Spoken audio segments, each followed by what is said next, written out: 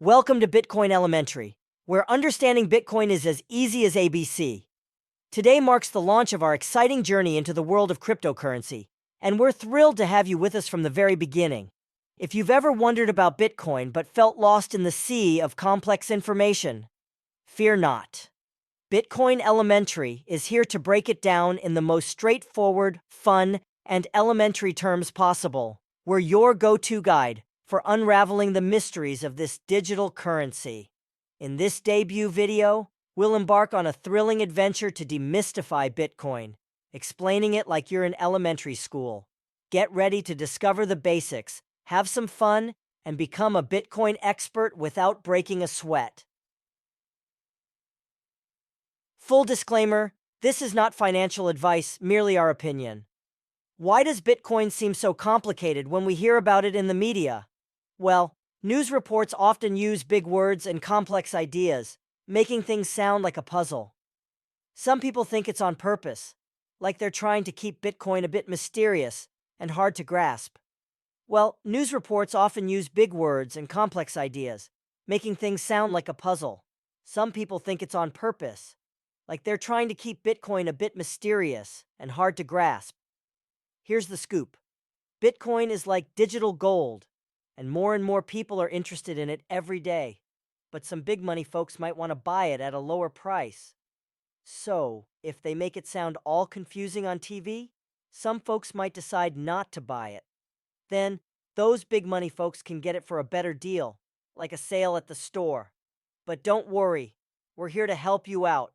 At Bitcoin Elementary, we're breaking down those big words and tricky ideas. We want everyone to understand Bitcoin and make their own choices. So, grab a seat, get ready, and let's dive into the world of Bitcoin together. No complicated language required. Imagine Bitcoin as something super cool. It's not exactly like the money you use to buy snacks, but it's just as important. See, usually when we talk about money, we think of coins or bills, right? Well, Bitcoin is a bit like a special kind of treasure. Think of it this way. If money is like the regular houses in your neighborhood, Bitcoin is like a super fancy mansion or a secret clubhouse that's different from everything else. It's a unique digital thing, sort of like a rare trading card or a super valuable toy. People want it because it's not like regular money. It's like having a special, one-of-a-kind item that everyone thinks is awesome. And get this, just like you might hear people say, I bought a house. Some people might say, I bought Bitcoin. It's not the same as buying a toy or a snack, but it's kind of like saying, I got something really cool and special. So while Bitcoin isn't your usual everyday money, it's still a fascinating and valuable digital treasure in its own way. Imagine you have a favorite toy, and there are only a few of them in the whole world. That makes your toy super special, and everyone wants to have one.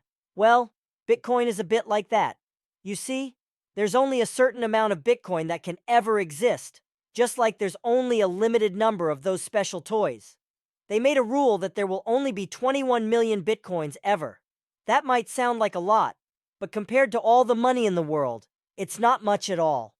Now, think about what happens when something is super rare. Yep, everyone wants it.